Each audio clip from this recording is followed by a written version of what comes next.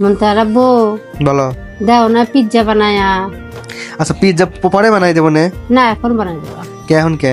এখন খাইতে মন চাচ্ছে। আচ্ছা তুমি না বলছো যে তোমার যখন যা খাইতে ইচ্ছা হয় তুমি শুধু আমাকে একবার বলবা।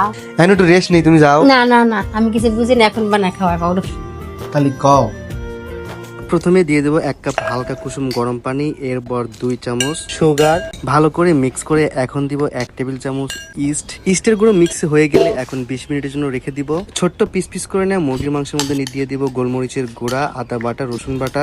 এরপর কেটে নিব একটা চিকেন সসেজ, একটা বড় পেঁয়াজ গোল করে কেটে নিব। এবার ক্যাপসিকামটা লম্বা স্লাইস করে কেটে নিব। এখন পিৎজাটার ডো তৈরি করার জন্য এখানে 2 কাপ ময়দা নিয়ে নিলাম। TQIU এর এই এয়ার ফ্রায়ারটি আপনার রান্নাকে করবে পানির মতো সহজ, এবং এই এয়ার ফ্রায়ার দিয়ে আপনি যে কোনো ধরনের খাবার তৈরি করতে পারবেন তেল ছাড়া। আজকে এই এয়ার ফ্রায়ারেই আমি পিৎজা তৈরি করে দেখাবো। এই এয়ার ফ্রায়ারটা কিন্তু আপনার মাইক্রোওভেনের মতো কাজ করবে। পিৎজার ডোটা বানানো হয়ে গেলে এখন বাটিতে একটু তেল মেখে তারপর ডোটা বসিয়ে একটু ডোর গায়ে তেল দিয়ে দিব। এরপর 40 থেকে 50 মিনিট রেখে এখন কড়াইতে সামান্য পরিমাণে একটু তেল দিয়ে মাংসটা ভালো করে ভেজে নিব। পিৎজার ডোটা 1 ঘন্টা রাখার কারণে দেখুন কতটা ফুলে গেছে।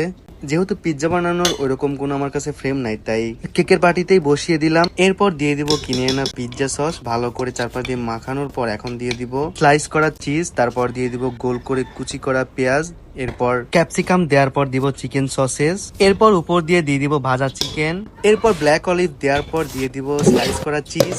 এখন এয়ার ফ্রায়ারে দেওয়ার পর 20 মিনিটের জন্য 200 ডিগ্রি সেলসিয়াসে দিয়ে দিব।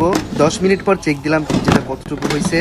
ইয়েস, তোমার পিৎজা ইজ রেডি। পিজ্জার কালারটা তো খুব সুন্দর হয়েছে, একদম রেস্টুরেন্টের মতো। আমি করছি না? আর তাই এই এয়ার ফ্রায়ারটি অর্ডার করতে TQIU এর ফেসবুক পেজে ক্লিক করুন। কেমন সাজাতে পারলাম না, একটু দাও।